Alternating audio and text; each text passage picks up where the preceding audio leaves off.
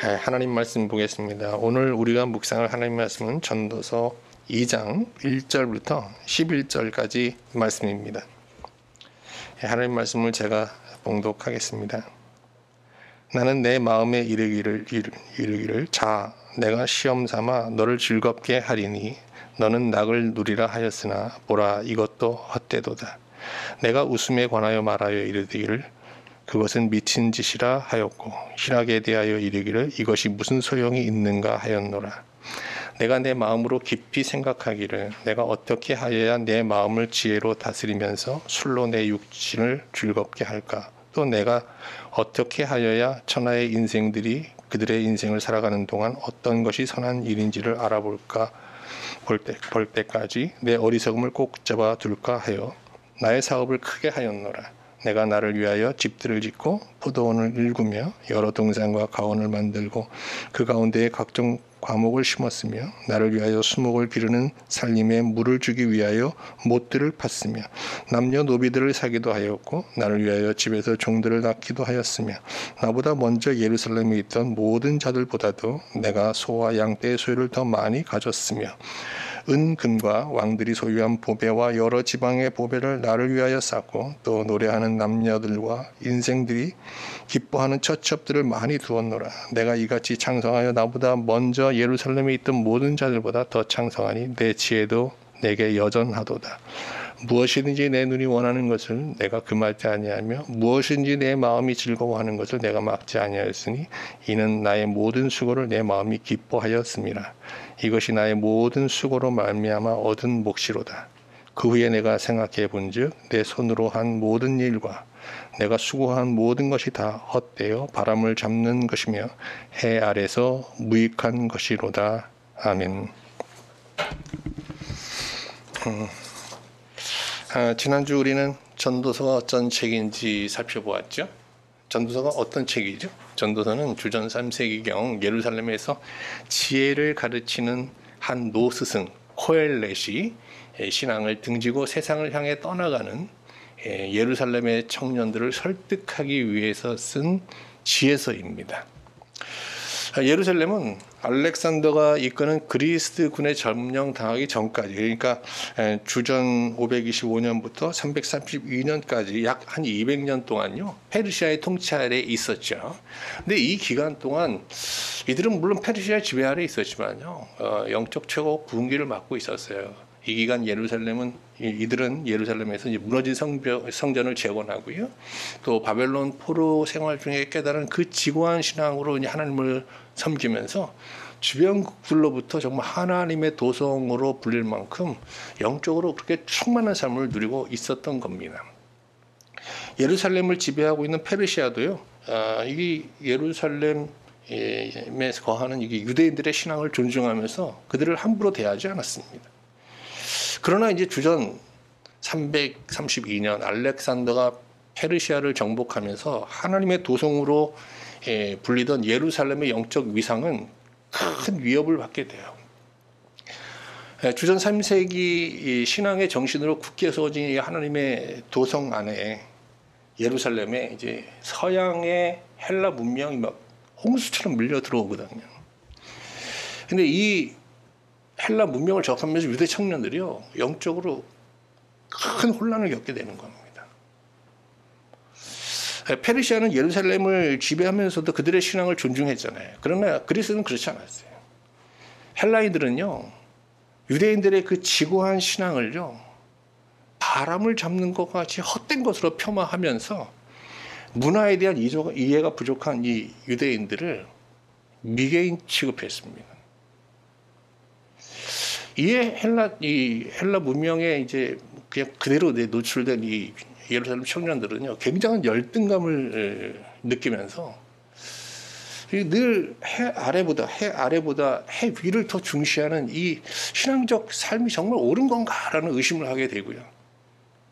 많은 청년들이 정말 해 아래 살면서 해 위를 바라보고 사는 사람은 헛된 것이라고 하면서 헬라 문명이 제시하는 정말 이 해 아래에서 잘 먹고 잘 사는 그냥 현세적 삶에 동의하면서 그들의 삶의 방향을 그냥 급격하게 틀어버린 겁니다. 그러니까 이제 예루살렘 청년들이 예배 오면 어떻게 했어요? 그냥 졸고 있고 딴짓하고 밤새 헬라 문명을 공부하고 뭐 이런 이제 현상이 일어나고 있는 거죠.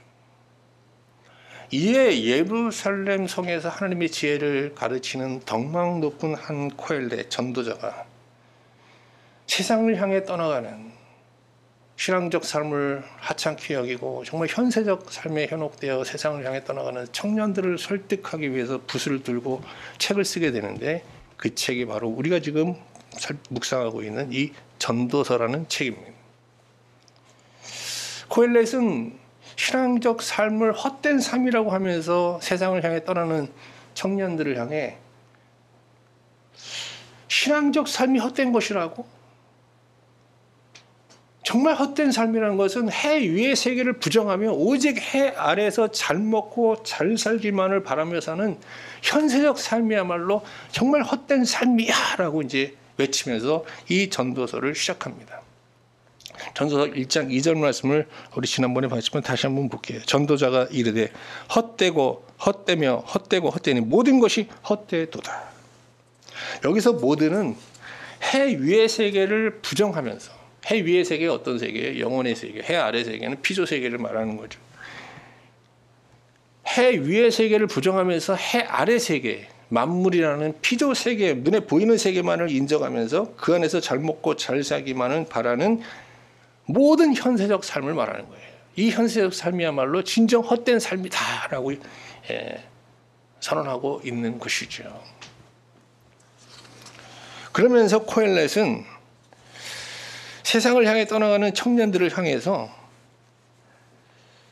정말 너희들은 지금 이 신앙적 삶보다 현세적 삶이 더 우월한 삶이고 더 유익한 삶이라고 얘기하면서 지금 세상을 향해 떠나는데, 나와 함께 한번 정말 현세적 삶, 신앙적 삶, 이 둘 중에 어느 것이 정말 더 유익한 삶인지 한번 따져보자. 꼼꼼히 한번 우리 따져보자라는 이제 제안을 하게 됩니다. 전도서 1장 3절입니다. 해 아래에서 수고하는 모든 수고가 사람에게 무엇이 유익한가? 너희가 정말 그 유익하다고 하는 그 현세적 삶, 정말 유익한지 우리 한번 같이 따져보자라는 제안이죠. 그러면서 이제 코엘렛은 이 전도서 본론부에서 회상의 형식을 빌어서 예루살렘 청년들이 지금 열광하고 있는 이 현세적 삶을 18개의 잣대로 꼼꼼히 한번 점검하게 됩니다.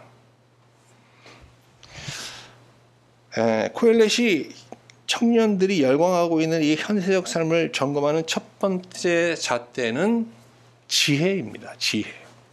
오늘 우리가 읽진 않았습니다만 1장 12절부터 18절까지 있는 말씀이에요. 왜 코엘렛이 이 현세적 삶을 지혜라는 잣대로 이제 점검하려고 하는가 하면, 헬라인들이 신앙적 삶을 사는 유대인들을 지혜가 부족한 미개인 취급을 하고 있기 때문입니다. 자, 그런데 뭐 유대인 중에서도요, 그 해 아래 이 지혜, 세상의 지혜에 해박했던 사람이 있었어요. 누구죠? 솔로몬이요, 솔로몬. 솔로몬은 하나님을 섬기면서도 지금 이제 주전 3세기 예루살렘 청년들처럼 해 위의 세계보다는 해 아래 세계에 더 깊은 관심을 가지고 정말 뭐 기본적으로 이제 똑똑한 사람이니까 그의 모든 이 지혜를 다 동원해서 세상 지혜를 배우는데 이제 열중했습니다. 그래서 솔로몬은 자신이 배우고 터득한 이 세상의 지혜로 이스라엘을 중동의 최고 강국으로 이제 번성시켰잖아요. 제국으로 이제 발전시킨 거예요. 이에 주변국들은 솔로몬의 지혜를 배우고자 뭐 막 줄을 서서 방문을 하고, 잠깐 우리 열왕기상 4장 29절 31절 말씀 한번 보겠습니다. 하나님이 솔로몬에게 지혜와 총명을 심히 많이 주시고 또 넓은 마음을 주시되 바닷가의 모래같이 하시니 솔로몬의 지혜가 동쪽 모든 사람의 지혜와 애굽의 모든 지혜보다 뛰어난지라. 그는 모든 사람보다 지혜로워서 에스라 사람 에단과 마울의 아들 헤만과 갈골과 다르다보다도 나음으로 그의 이름이 사방 모든 나라에 들렸더라. 그런데 전도서의 저자 코엘렛도요, 과거 솔로몬처럼 말이죠, 세상의 지혜를 알고자 탐구했고 또 세상 지혜를 정말 탁월하게 이 습득하여서 지혜자로 칭송을 받았던 사람입니다. 그래서 전도서 1장 12절 13절 전반절까지 한번 볼게요. 코엘렛이 뭐라고 합니까? 나 전도자는 예루살렘에서 이스라엘 왕이 되어 마음을 다하며 지혜를 써서 하늘 아래 행하는 모든 일을 연구하여 살핀즉 하늘 아래 해 아래 지혜를 다 습득했다는 거예요. 여기서 코엘렛은 자신을 솔로몬 왕으로 소개하고 있는데 이는 실제로 자신이 솔로몬 왕이라는 뜻이 아니라 지난번에 말씀드렸죠. 자신도 솔로몬처럼 세상의 지혜를 얻는 일에 열중했다는 뜻의 표현입니다. 그런데 코엘렛은 자신의 이 젊음을 바쳐 깨닫고 알게 된 세상의 지혜가 모두 헛되다고 말합니다. 전도서 1장 14절 말씀 볼게요. 내가 해 아래에서 행하는 모든 일을 보았노라. 보라, 모두 다 헛되어 바람을 잡으려는 것이로다. 근데 사실 이 말은 좀 과한 면이 있어요. 이 전도자는 코엘렛은 이 세상의 지혜를 얻어서요. 나중에 우리가 보겠지만 엄청난 세상적 성공을 이루었거든요. 그러니까 많은 유익을 얻은 거예요. 그런데 결론적으로 코엘렛은 이 세상 지혜, 하늘 아래, 해 아래에서 얻은 이 지식은 헛되다라고 선언하고 있는 겁니다. 그러면 코엘렛이 세상의 지혜를 이렇게 헛되다는 결론을 내린 이유는 뭘까요? 코엘렛 한번 볼게요. 코엘렛은 이 지혜를 통해서 여러 가지 유익을 얻었지만 이런 유익과 함께 세상의 지혜로 인해서 인생에 아주 큰 괴로움, 고통을 겪게 됩니다. 우리 전도서 1장 13절 후반절을 한번 볼게요. 이는 괴로운 것이니 하나님이 인생들에게 주사 수고하게 하신 것이라 그랬어요. 자, 여기서 이제 우리 조금 천천히 이 구절, 이 1장 13절 후반절 이 구절을 아주 좀 자세히 들여다보도록 하겠습니다. 자, 여기 인생들에게라는 단어를 주목해 보세요. 하나님이 인생들에게 그랬잖아요. 여기 인생들에게는 원어에 보면요, 하아담으로 되어 있어요. 하아담. 하아담의 원뜻은 아담의 후손이란 뜻이에요. 그러니까 우리가 이제 그 원어의 의미가 충분히 이제 반영되어 있지 않죠. 우리 해석에는. 그럼 여기 하아담이란 뜻은 무언가 하면 아담이 타락하면서 가진 그 부정한 본성을 자기도 그대로 갖고 있다는 것을 깨달은 자들을 우리 하아담이라고 하는 거예요. 코엘렛도 역시 하나님을 섬기던 사람이다 보니까 또 지혜로운 사람이다 보니까 자기를 돌아보지 않았겠어요? 그런데 자기 안에 어마어마한 이 아담이 타락하면서 갖게 된 그 부정한 본성, 탐욕, 교만, 정욕 이런 것들이 가득함을 알게 된 거예요. 그래서 그는 이 세상의 지혜로 이 본성을 고치고 제거하려고 이제 노력하고 싸우기 시작하죠. 근데 이 과정에서 엄청난 이 실패를 반복하게 됩니다. 그러면서 어떻게 해요? 엄청난 괴로움을 겪게 되는데요. 그 괴로움이란 단어, 여기 보면 이는 괴로운 것이니 그랬잖아요. 이 괴로움은 원어에 보면요, 이느얀 라으라고 되어 있어요. 이느얀 라으. 그 원뜻은 목 조르는 듯한 누름이에요. 이느얀이라는 게 누른다는 거거든요. 여러분, 이 단어 참 중요한 단어예요. 그러니까 무슨 얘기인가 하면 제가 좀 설명하면, 코엘렛이 이제 이 세상의 지혜를 갖고 이상의 부를 누리면서 성공적인 삶을 살아가는데, 문제는 자기 안에 어마어마한 아담의 타락한 본성이 자리 잡고 있는 거예요. 그래서 이 세상의 지혜로 이것을 고치려고 하고 제거하려고 하는데 이 싸움에서 이기지 못하는 거예요. 오히려 어떻게 해요? 이 자기의 본성에 의해서 눌림을 당하면서 싸울 때마다 극한 패배와 함께 극한 고통을 겪는 거예요.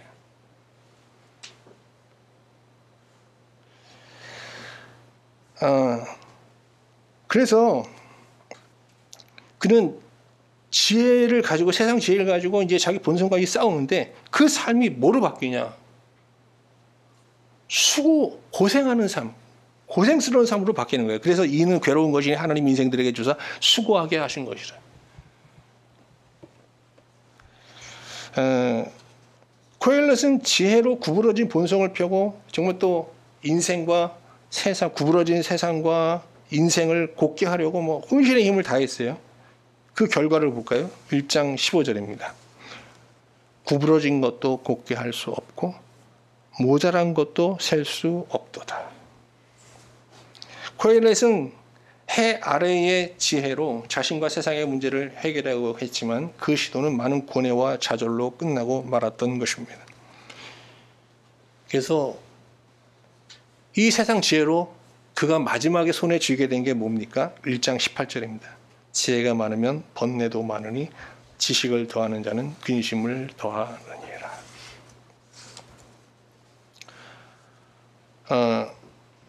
세상의 지혜는 코엘렛의 말처럼 말이죠. 인간의 내적인 문제를 해결하지 못합니다. 오히려 내적 갈등을 더 심화시키는 불완전한 지혜죠. 근데 여기서 우리는 그러면 이게 코엘렛이 해 위의 지식을 이제 얘기할 것 같잖아요. 근데 얘기하지 않고 여기서 끝나요. 이 첫 번째 논증은. 왜 그럴까요? 왜 그럴까요? 이 전도서의 독자가 누구예요? 예루살렘 청년들이에요. 그들은 이미 어렸을 때부터 여러 신앙 영적 지도자들을 통해서 해 위에 있는 지혜에 대한 많은 가르침을 받았던 거예요. 이미 알고 있는 거예요, 그들은. 그래서 설명을 생략하고 있는 겁니다. 코엘렛이 지혜를 주제로 논증하면서 청년들에게 또 독자들에게 전하고자 하는 궁극적인 메시지는 뭘까요? 해 아래에 있는 이 세상의 지혜는 현실의 문제를 해결하는 데 많은 유익을 줄 수 있지만 인간이 겪는 내면의 문제를 해결하는 데는 부익하다는 거예요. 반면 해 위의 지혜가 뭐예요? 하나님의 지혜죠. 하나님의 지혜는 솔직히 얘기해서 현실의 문제를 해결하는데 그렇게 크게 유익하지 않아요. 자꾸 우리 성도들도 보면 현실의 어떤 문제를 가지고 자꾸 성경에서 답을 찾으시려고 막 이렇게 막 그러시는데 그냥 공부하시면 됩니다. 세상 지혜를 공부하셔서 해결하는 게 더 빨라요. 물론 때로는 하나님의 말씀으로 뭐 이 현실적인 문제 해결을 받을 때도 있지만 기본적으로 세상의 문제는 세상의 지혜로 해결을 하려고 하는 것이 맞죠.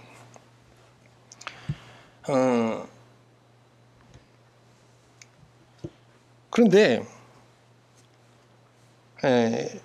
코엘렛의 이 첫 번째 이 회상을 이렇게 쭉 우리가 보면서 저는 개인적으로 우리가 인생을 살면서 마땅히 물어야 될 인생에 대한 기본적인 질문들을 좀 떠올려 보게 되었습니다. 우리가 인생을 살면서 기본적으로 우리 자신에게 던져야 될 기본적 질문은 뭐죠? 인생은 무엇인가? 인생을 어떻게 살아야 할 것인가? 인생은 어디서 오며 어디로 가는 것일까? 뭐 이런 질문들 아니에요. 코엘렛은 참 이런 면에서 이제 철학자죠. 이런 질문을 던지면서 세상 지혜로 이걸 해결해 보려고 정말 몸부림쳤던 것입니다. 근데 코엘렛은 아까 이제 우리가 쭉 논증에서 보았듯이 우리가 이런 질문을 던지는 것은 하나님의 뜻에 부합한다는 거예요. 무슨 말인가 하면 이런 질문들은 사실 우리가 던지는 질문이지만 하나님께서 우리에게 선물로 주신 질문들이라는 거예요. 하나의 미션인 거죠. 그러니까 우리가 이런 인생의 기본적인 질문들을 소홀히 하면서 하나님을 섬긴다는 것은 하나님이 주신 이런 미션을 경시하면서 소홀히 하는 거예요. 그런데 우리가 이 질문에 대한 물음은 할 수 있지만 스스로 답을 얻을 수는 없어요. 이 답은 누구에게 물어야 되느냐? 하나님께, 해 위에 계신 하나님께 물어야 되는 거예요.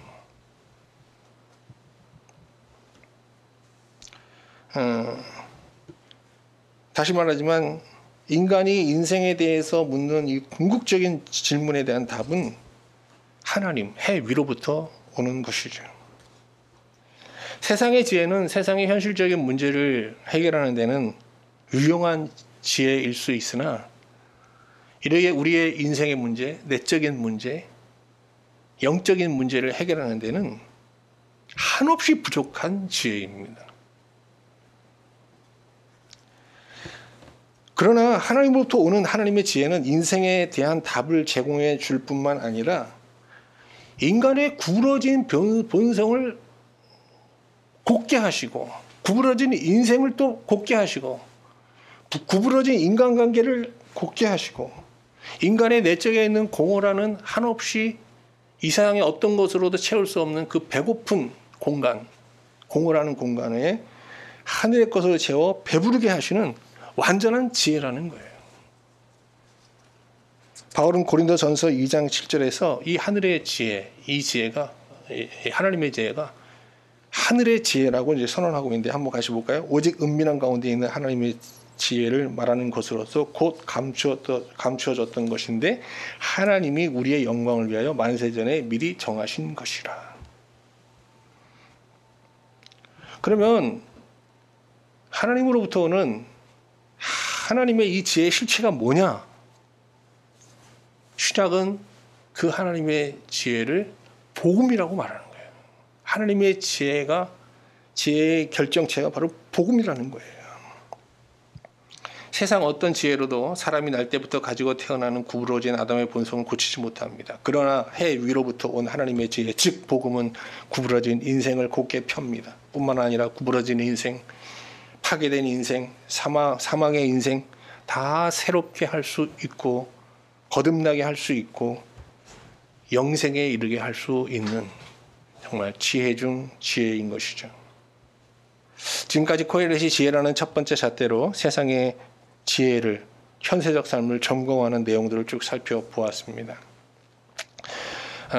코엘렛은 전도서 첫 번째 회상을 통해서 하나님의 지혜를 헛되다고 하며 헬라 문명이 제시하는 세상의 지혜에 열광하고 있는 청년들을 향해서 세상의 지혜는 인생의 궁극적인 질문에 대답하지 못하고 인생의 구부러진 본성을 펴지도 못하고 인간의 내적인 결핍 공허로 채우지 못하는 그 세상의 지혜야말로 진정 불완전한 지혜다, 헛된 지혜다라고 외치고 있는 것입니다. 자, 이제 코엘렛이 예루살렘 청년들이 열광하고 있는 현세적 삶을 점검하는 두 번째 잣대 보겠습니다. 두 번째 잣대는 행복입니다. 과거 이제 코엘렛은 인생을 행복하게 살고자 다양한 기쁨을 그 인생에 채우며 살았습니다. 그러나 이제 훗날 이제 코엘렛이 자기 인생을 이렇게 돌아보는데 자기 인생에 채웠던 그 기쁨들을 이렇게 회고합니다. 전도서 2장 2절 말씀 볼게요. 내가 웃음에 관하여 말하여 이르기를 그것은 미친 것이라 하였고 희락에 대하여 이르기를 이것이 무슨 소용이 있는가 하였노라. 코엘렛은 자신이 누렸던 세상의 기쁨이 헛된 것이었고 그 세상 기쁨 속에서 행복하여 하던 그 웃음은 지금 와 돌아보니 미친 짓이었다라고 회고하고 있는 것입니다.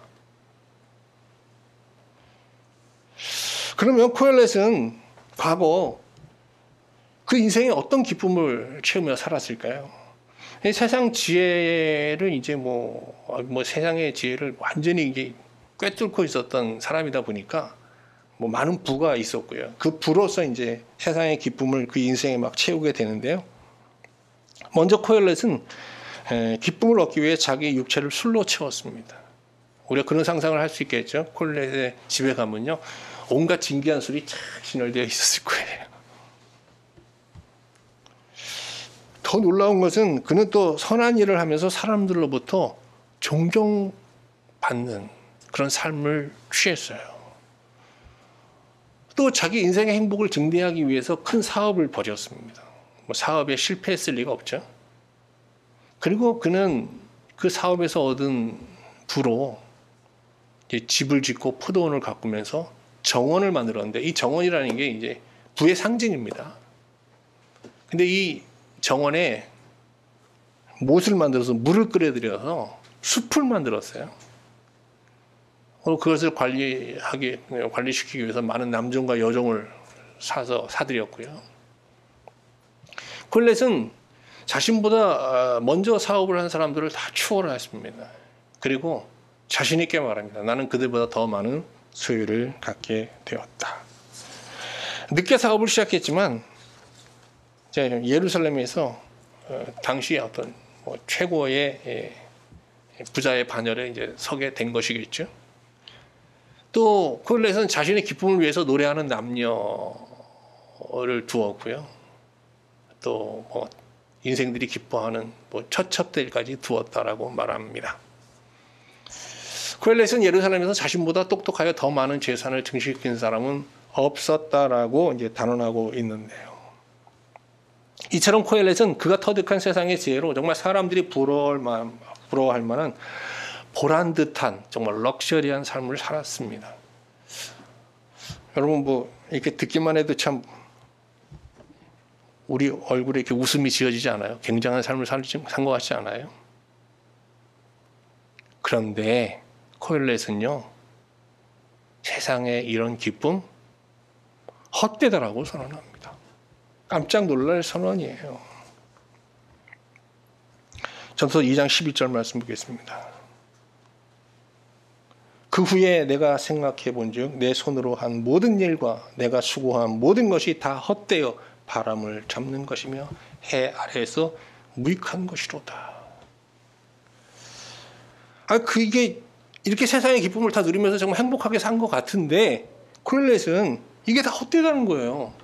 근데 설명이 없어요. 왜 헛되다고 얘기하는지. 코엘렛은 도대체 이렇게 정말 모든 사람이 부러워할 만한 삶을 살면서 왜 이것을 헛되다라고 말하고 있는 걸까요? 두 가지 이유 때문일 거예요, 아마. 하나는 우리 안에는 이 세상에 있는 그 무엇으로도 채울 수 없는 공간이 있거든요. 철학에서는 공허라고 하잖아요. 성경에서는, 신약에서는 특히 사도 요한은 속이라는 단어로 말하는데 코일레이아, 우리 안에 빈 공간이 있다는 거예요. 달걀에 보면 이렇게 빈 공간이 있잖아요, 안에. 그런 공간이 우리 안에 있어요. 이거는 해 위의 것으로만 채워질 수 있는, 아담이 타락 전 하나님을 모시고 살던 공간이겠죠. 이 세상에 어떤 것으로도 이 공간, 코일레이아, 이 공허라는 공간을 채울 수 없었던 거예요. 공허한 거죠. 두 번째는요, 그 사람이 어쨌든 해 아래 세계에 열광하면서 살았던 사람이지만 코엘렛도 하나님을 섬기는 사람이다 보니까 하나님의 심판을 알았던 거죠. 자, 우리 시편 90편 10절 말씀 한번 볼까요? 우리의 연수가 70이요 강건하면 80이라도 그 연수의 자랑은 수고와 슬픔뿐이요 신속히 가니 우리가 날아가나이다. 근데 우리가 이제 2장 1절부터 10절까지 내용을 쭉 보면요, 여기 제일 많이 나오는 단어가 뭔지 아세요? 나예요, 나.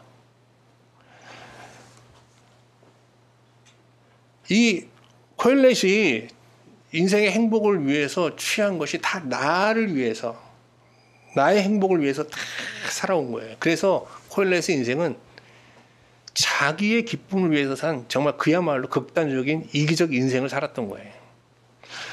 다 사람들이 이기적이잖아요. 그래서 세상은 이렇게 이기적 인생을 산 것에 대해 크게 문제 삼지 않죠. 그러나 하나님은요, 자기 백성이 이기적으로 사는 것을 용납하지 않으십니다.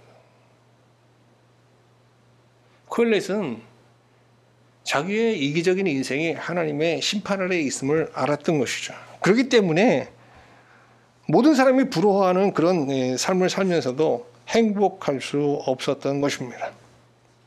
그리고 인생의 말년에 결국 하나님 앞에서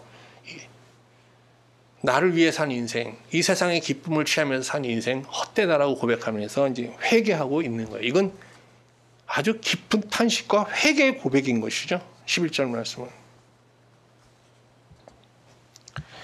지금까지 코엘렛이 자기의 과거를 회상하면서 청년들이 열광하고 있는 현세적 삶을 행복이라는 잣대로 점검하는 내용을 쭉 살펴보았습니다. 코엘렛은 하나님의 심판대 앞에서 자기를 위해서 산 인생이 헛되다고 고백하고 있는데, 이는 자기를 위해 사는 인생은 심판받아 마땅한 악한 인생이었음을 인정하면서 고백하는 일종의 회개의 고백인 것이죠.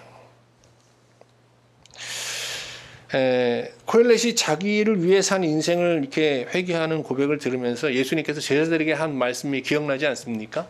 예수님께서 마가복음 8장 이제 34절 35절에서 이런 말씀을 하십니다. 무리와 제자들을 불러 이르시되 누구든지 나를 따라오려거든 자기를 부인하고 자기 십자가를 지고 나를 따를 것이니라. 누구든지 자기 목숨을 구원하고자 하면 잃을 것이요 누구든지 나와 복음을 위하여 자기 목숨을 잃으면 구원하리라. 예수님은 모든 것을 버리고 자기를 따르는 제자들에게 누구든지 자기를 위하여 사는 자는 그의 인생을 잃어버릴 것이다 라고 경고하셨어요. 과거 코엘렛처럼 자기를 위해 사는 인생, 하나님의 심판을 피할 수 없다는 경고의 말씀이죠. 반면 자기를 위해 살고자 하는 이기적 인생을 십자가에 못 박고 끊임없이 부정하면서 주와 복음을 위해서 사는 자는 구원, 다른 말로 하면 현대적으로 표현하면 행복이겠죠. 행복한 인생을 살게 될 것이다 라고 이제 말씀하셨던 겁니다. 코엘렛은 자기 인생에 여러 세상의 기쁨을 체험해 살았지만 행복에 이르지 못했습니다. 그 가장 큰 이유는 그의 인생이 하나님의 심판 아래에 있음을 직시했기 때문이겠죠. 결국 그는 하나님 앞에 나아가서 자기를 위해 사는 인생은 헛되다는 고백을 하면서 회개하게 되는데, 이때 하나님께서 여기 우리 전도서에 나오지 않지만 코엘렛을 용납하시면서 코엘렛을 그의 품에 품어 주셨을 거예요. 그리고 어떻게 되었겠습니까? 지금 코엘렛이 이렇게 쭉 청년들이 하는 메시지를 전체적으로 보면요, 코엘렛은 이제 해 아래 기쁨이 아니라 해 위의 기쁨으로 만족하면서 그의 인생은 행복한 인생으로 바뀌기 시작했을 거예요. 여기서 우리 또 묻게 되잖아요. 코엘렛이 이렇게 자기를 위해 산 인생, 세상의 기쁨을 취하며 살았던 인생을 회개하면서 이제 하나님 앞에 돌아와서, 그러면 그가 하늘로부터 받은 해 위의 기쁨은 어떤 것들이었을까? 궁금하지 않으세요? 네. 이 질문에 대해서 예수님께서 마태복음 5장에 나오는 1장 12절에 보면 이제 팔복선언을 하시잖아요. 여기서 이제 이 질문에 대한 답을 주신 거죠. 이 팔복 선언을 보면요, 사실 팔복 선언이 아니라 팔복 축원이라고 하는 게 더 이제 적절합니다. 왜 그런가 하면 헬라어 원문에 보면요, 이 8개의 문장으로 되어 있는 이 팔복 선언이 다 그 마카리오라는 동사로 시작하거든요. 마카리오이로 시작해요. 정확하게 하면 마카리오이. 근데 마카리오이라는 게 무슨 뜻인가 하면 축원한다라는 거예요. 여러분 주님의 이름으로 여러분 이렇게 되기를 축원합니다. 이게 축원한다는 뜻이에요. 예수님께서 이렇게 축원하는 내용이에요. 그래서 마태복음 팔복 중 이제 8개 다는 시간이 없어 못 하겠고요. 5가지 복만 한번 정리해 보면 마태복음 5장 3절 7절을 한번 의역하면 이렇게 됩니다. 직역하는 거죠. 이게 직역하면 이렇게 됩니다. 자, 복이 쓰라. 심령이 가난한 자여 너희에게 하나님 나라가 임했다. 아마 코엘렛이 이렇게 회개하고 하나님 앞에 돌아왔을 때 하나님께서 그의 심령에 가장 먼저 준 복이 이 하나님 나라 복이었을 거예요. 그럼 하나님 나라의 복은 뭐냐? 근데 하나님 나라의 복이 뭔지 알기 전에 이 하나님 나라의 복은 누구에게 줍니까? 가난한 심령을 가진 자에게 주는 거예요. 코엘렛은 이 세상의 모든 것을 다 취하고 정말 보란듯한 럭셔리한 삶을 살고 있으면서도 하나님 앞에 나가서 어떻게 이것은 모두 헛됩니다라고 하면서 회개하고 있잖아요. 이게 무슨 말이에요? 하나님의 심판대 앞에서 자기 인생이 파산 위기에 처해 있음을 고백하는 거예요. 근데 이 가난이라는 단어가 바로 파산 상태에 놓인 가난을 뜻하는 단어예요.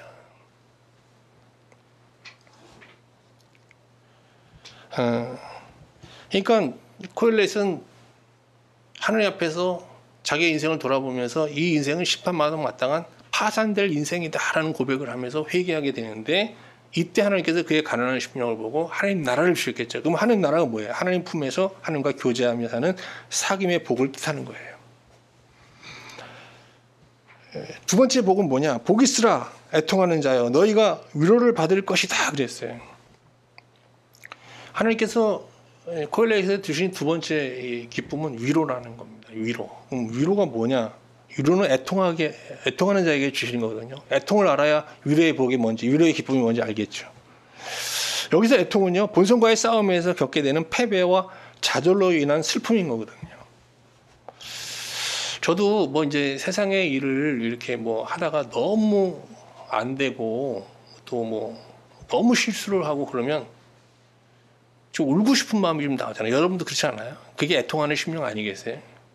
근데 뭐 세상에서는 뭐 이런 애통하는 마음이 뭐 자주 경험되지 않아요. 그렇지만 제 본성을 이기지 못하고 하나님 뜻대로 살고자 하는 데서 이렇게 실패하는 어떤 영적인 그 전투 가운데서는요, 정말 빈번하게 이 애통의 심정을 겪게 되죠. 아니, 이 구부러진 본성, 이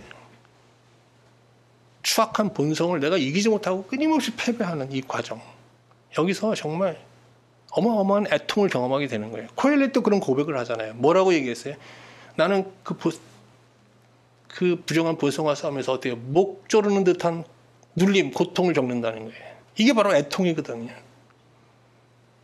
여기서 해방시켜 주시는 거예요. 어마어마한 위로라는 게 어마어마한 복이죠. 이건 치열한 영적인 싸움을 겪어보지 않은 사람들은 누릴 수 없는 그런 기쁨이에요. 그리고 하나님께서 이제 세 번째 주시는 복은 뭐죠? 기업이에요, 기업. 복이 있으라 온유한 자여 너희가 땅을 기업으로 받게 될 것이다. 여기 온유란 단어 여러분 뭐 많이 들으셨을 거예요. 이게 헬라어로요, 프라우스라고 합니다. 프라우스. 거친 짐승을 길들인다라는 뜻의 동사예요. 그럼 거친 짐승이 뭐예요? 밖에는 죄의 세력이 있고요, 내 안에는 그 죄의 세력과 결탁되어 있는 부정한 본성이 있잖아요. 죄의 세력과 결탁되어 있는 부정한 본성, 이게 거친 짐승이에요. 이게 짐승이에요. 우리는 이것과 싸우는 거예요. 이길 수 있겠어요? 이 본성은 아무것도 아닌데 이게 죄의 세력과 사탄과 결탁되어 있다니까 못 이겨요. 근데 이게 길들여지기 시작하는 거예요. 앉아 하면 앉고요, 엎드려 하면 엎드리는 거예요. 왜? 하나님의 권능이 들어와 있는 거죠. 이스라엘이 어떻게 가나안을 정복했어요? 가나안 땅을. 그들의 힘으로 정복한 건 아니잖아요. 정말 하나님의 권능으로 한 거잖아요. 권능이 함께했기 때문에 그래서 승리하면서 땅을 얻은 거잖아요. 그래서 얻은 땅을 기업이라고 하는 건데, 오늘 온유한 자는 바로 이 승리의 기쁨을 누리게 되는 거예요. 영적 승리의 기쁨. 마지막으로 코엘렛은 자기 일을 위해 산 인생을 회개하는 가운데 하나님으로부터 긍휼의 복을 받았을 거예요. 복이 있으라 긍휼히 여기는 자여. 네 번째죠. 죄송합니다. 넘어갔네. 네 번째, 배부름의 복을 받았을 거예요. 복이 있으라 의에 줄이고 목마른 자여 너희가 배부를 것이로다. 아까 얘기했죠. 코일레이아, 우리 안에 이 빈 공간, 이게 채워지는 기쁨을 얻게 되는 거예요. 근데 이렇게 우리가, 여러분, 사람이 여유로워지고요, 좀 어떤 자기 문제가 좀 해결되면요, 다른 사람을 좀 돌아볼 수 있는 그런 마음의 여유도 생기지 않습니까? 그래서 이렇게 영적인 내적인 배부름을 누리는 자는요, 다른 사람을 돌아보게 되는데, 다른 사람을 어떻게 해요? 그 배고픔 가운데, 굶주림 가운데, 영적인 어떤 궁핍 가운데 있는 자들을 불쌍히 여기면서 긍휼한 마음으로 바라보게 되는 거예요. 우리는 사실 좀 긍휼이 지금 실종된 그런 세상을 살아가고 있잖아요. 참 외롭잖아요. 왜? 긍휼이 없기 때문에 외로운 거예요. 복이 있으라 긍휼히 여기는 자여 너희가 긍휼히 여김을 받게 될 것이다. 이후 코엘렛은요, 이렇게 내적인 배부름을 누리면서 사람들에게 참 많은 긍휼을 베풀며 살았을 거예요. 그런데 하나님께서 그 긍휼을 보시면서 더욱더 코엘렛을 긍휼히 여겨주시는 거예요. 더 깊이 사랑해 주시고 더 가까이 품어주셨다는 거예요. 분명 코엘렛은 이후부터 행복한 삶을 살았을 거예요. 여러분은 하나님을 섬기는 가운데 어떤 기쁨을 누리고 계시며 또 어떤 기쁨을 구하고 계시는지 참 궁금합니다. 저는 사실 세상의 기쁨도 하나님께 좀 구해요. 그러나 그것은 없어도 그만이죠, 사실. 그러나 하늘의 기쁨, 해 위에 있는 기쁨도 구하고 있는데 그것은 반드시 받아야 되는 거죠. 반드시. 지혜도 그래요. 저는 세상 지혜가 참 부족함을 느껴요. 세상 살아가면서. 교회 밖에 나오니까요. 제가 엄청 부족한 사람이더라고요. 근데 교회 안에서는 좀 똑똑한 줄 알았어요. 지혜로운 줄 알았어요. 근데 나오니까 영 미개인이에요. 미개인. 근데 그래서 세상 지혜 필요합니다. 그러나 없어도 그만이죠. 좀 이 세상에서 사는 동안 조금 무시하면서 살면 되는 거예요. 먹고 사는 데는 지장 없어요. 그러나 꼭 받고 싶은 지혜가 있어요. 내 본성을 곧게 하고 내 굽어진 인생을 바르게 생명의 길로 인도할 수 있는 그 해 위의 지혜, 하늘의 지혜는 반드시 붙잡고 살아야 되는 거예요. 그래서 아마 목회를 은퇴했지만 이렇게 또 인터넷 교회를 통해서 말씀을 전하고 있는지도 모르겠죠. 저 살고자. 아무튼 여러분과 제가 이 전도서를 묵상하는 가운데 정말 코엘렛처럼 해 위에 있는 그 기쁨으로 우리 안에 굶주림을 채우고 정말 배불러 하면서 정말 남은 인생은 행복하게 살았으면 좋겠어요.